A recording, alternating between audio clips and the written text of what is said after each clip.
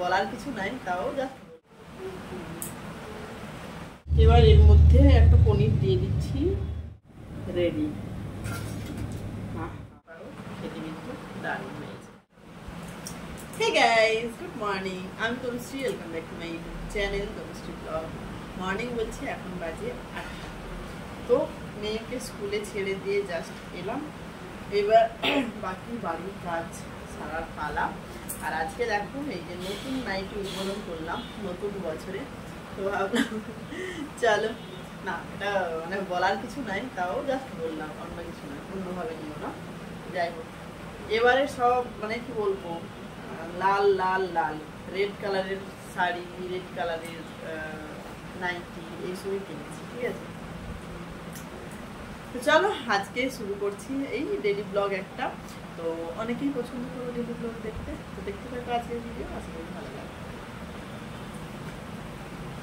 কালকে লাইভে চুল খুলতে বলেছিলে, চুল খুলিনি, কারণ এই চুলের অবস্থা দেখো, যেহেতু অনেকদিন ধরে এই শরীর খারাপ চলছে, তো শ্যাম্পু ট্যাম্পু দেওয়া হচ্ছে না, আর চুলে তেল দিয়েছিলাম, পিছড়ি একটা কন্ডিশন।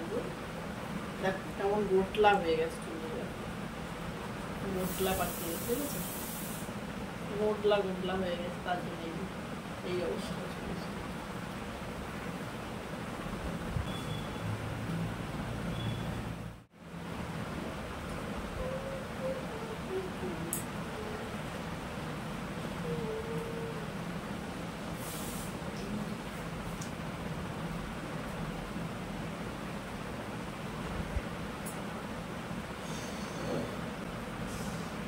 কালারটা পূর্ব পূর্ব করে ভুলেই যাচ্ছি, আজকে শিওর করবো, ভুলে যাই। চলো ফার্স্ট যাবো ঠাকুরঘর, তারপরে কিচেন, কিচেন থেকে এসে কি কি করবো আমি জানি না, তো দেখতে থাকি। এবার রান্নার কাজে লেগে পড়েছি। তো আজকে যেহেতু বৃহস্পতিবার, আমাদের ভেজ রয়েছে, তো আজকে একটু আম ডাল করবো। এই গরমে আম ডাল খেতে কে না পছন্দ করে বলো, আমার তো ভীষণ প্রিয় আম ডাল। তো আম ডালে কিছু নয়, আম আর ফোড়নটা, মানে যেটা ফোড়ন দেওয়া হয়, এটা সব থেকে বেশি ইম্পর্টেন্ট। তো দেখো দুটো শুকনো লঙ্কা নিয়েছি, কড়াইতে একটুখানি তেল দিয়েছি, দুটো শুকনো লঙ্কা দিলাম। এখানে কি ভিডিও করবো, এখানে দেখো জিরে রয়েছে, গোটা জিরে, 5 ফোড়ন রয়েছে, আর সর্ষে রয়েছে, ঠিক আছে। এটা দিয়ে দিচ্ছি, দুটো তেজপাতা, আর এই যে ছোট্ট ছোট আম, এগুলো 3টে কেটে রেখেছিলাম, এটা দিয়ে দিচ্ছি। আমাদের ফ্রিজে শুধু আম আর আম, আম ভর্তি রয়েছে। আমাদের কি বলবো, ননদের গাছে আম পড়ছে, ননদ পাঠাচ্ছে, আর আমার মা কি করেছে, আম পেড়ে পেড়ে পাঠাচ্ছে। কোনো মানে হয় আম পেড়ে পাঠানোর, ঠিক আছে। তাই জন্য ফ্রিজ ভর্তি শুধু আম আর আম। দেখো ফোড়ন দিয়ে আমটা এরকম নেড়ে চেড়ে নিলাম, আর আমটা যেহেতু নরম, একটুখানি ডাল ফুটলেই সেদ্ধ হয়ে যাবে। দেখো ডালটা আমি আগে থেকে সেদ্ধ করে রেখেছিলাম, তো এটা দিয়ে দিলাম।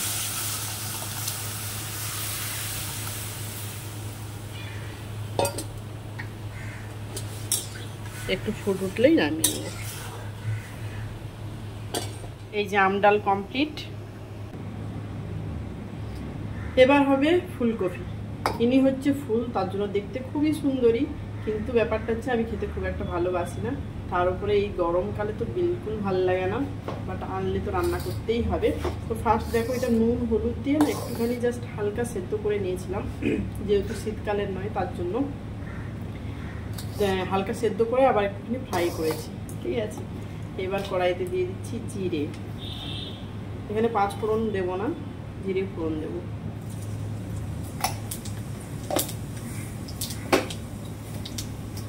তেজপাতা,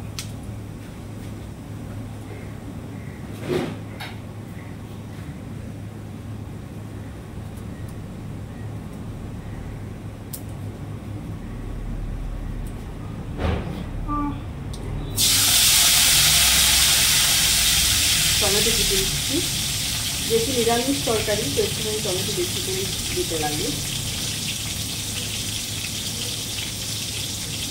হাফ কাটবে, তবুও এরকমই কাটবে।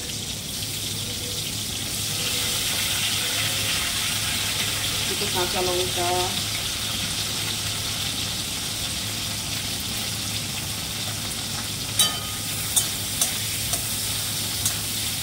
টমেটোটা একটুখানি ভাজতে দেবো।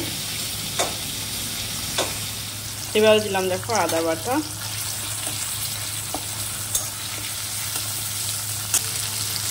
হলুদের গুঁড়ো, জিরে গুঁড়ো, ধনের গুঁড়ো, লঙ্কা গুঁড়ো।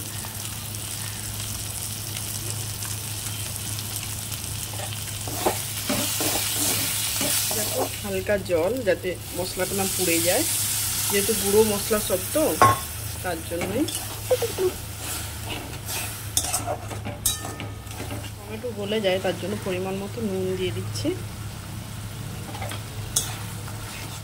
দেখো মশলা কষানো কমপ্লিট। এবার একটুখানি চিনি দিচ্ছি জাস্ট, যেহেতু টমেটো দুটো দিয়েছি, যাতে টক টক না লেগে একটু মিষ্টি মিষ্টি ভাব আসে, তার জন্য একটুখানি চিনি দিলাম। আর চিনি দেওয়ার পরে দেখো কালারটা আরও চেঞ্জ হয়ে যাবে। দিয়ে দিচ্ছি ফুলকপি।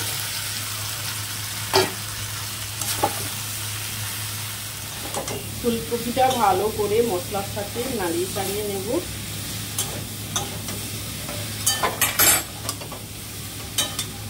এরপর দিয়ে দিচ্ছি জল। দেখো ফুলকপি আলু সেদ্ধ হয়ে গেছে। এবার উপর থেকে দিয়ে দিলাম একটুখানি ধনে পাতা। এবার দেবো একটুখানি গরম মশলার গুঁড়ো। নিরামিষ রান্না মানে গরম মশলা না দিলে একদমই না। তারপর দেবো ঘি। লাস্টে ঘি আর গরম মশলা দিলে না এর টেস্ট আর স্মেল দুটোই চেঞ্জ হয়ে যায়। গ্যাস করে দিচ্ছি অফ।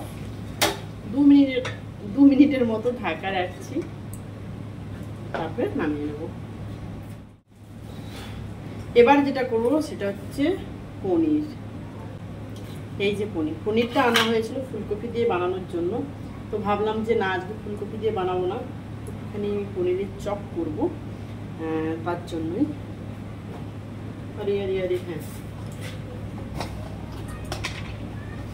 কড়াইতে একটুখানি তেল দিয়েছি জাস্ট। দিয়ে দিচ্ছি গোটা জিরে,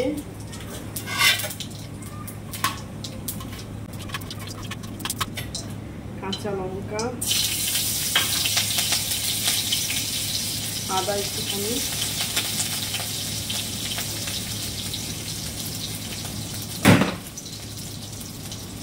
হলুদ, জিরে গুঁড়ো,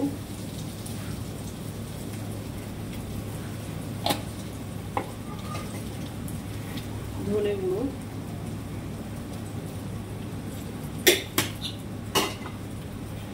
লঙ্কার গুঁড়ো সামান্য দিচ্ছি, কারণ কাঁচা লঙ্কা দিয়েছি, আবার ঝাল হয়ে গেলে মারাত্মক হয়ে যাবে। এবার দেখো আলু আমি না সেদ্ধ করে রেখেছিলাম, এই আলুটা একটু দিয়ে দিচ্ছি। পুড়ে যাবে গো, তার জন্য তাড়াহুড়ো করে আর দেখাতে পারলাম না এটা।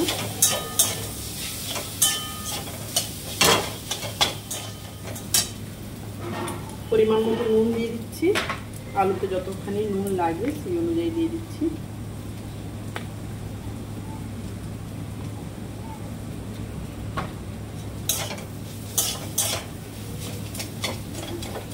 এবার দেখো এর মধ্যে দিয়ে দিচ্ছি একটু গরম মশলার গুঁড়ো, লাস্টে দিয়ে দিলাম ধনে পাতা।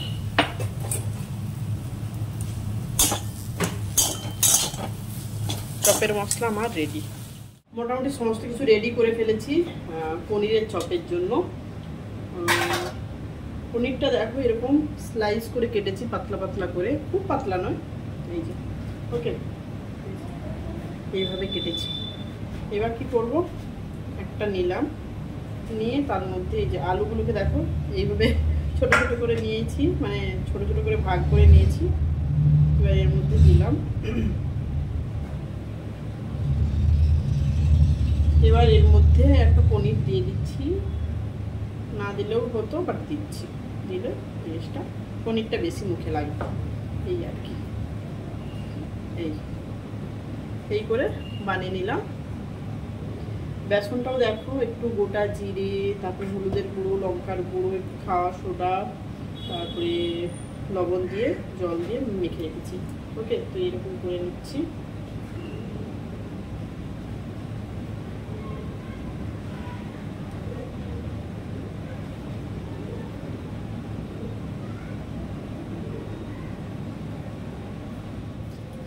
দেখ এইভাবে করে নিয়েছি। এবার যেটা করতে হবে, কি প্রবলেম করছে গলাটা। এবার দেখো বেসনের মধ্যে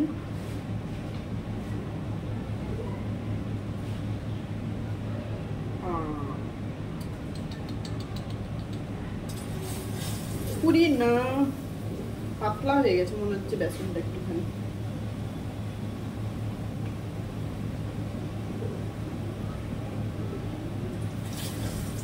তেলে হাত রাখিয়ে দিচ্ছি।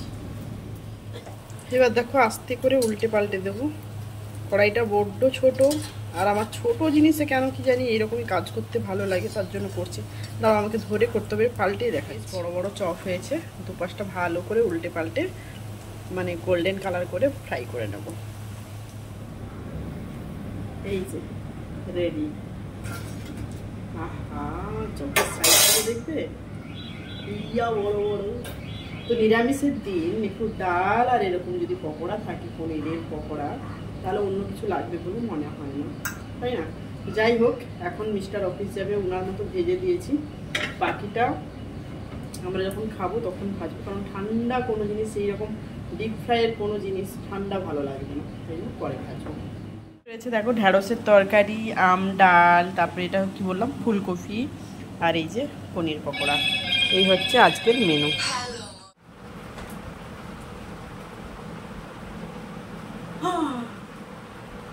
আজকে আবার দেখো বিভৎস একটা গরম লাগছে।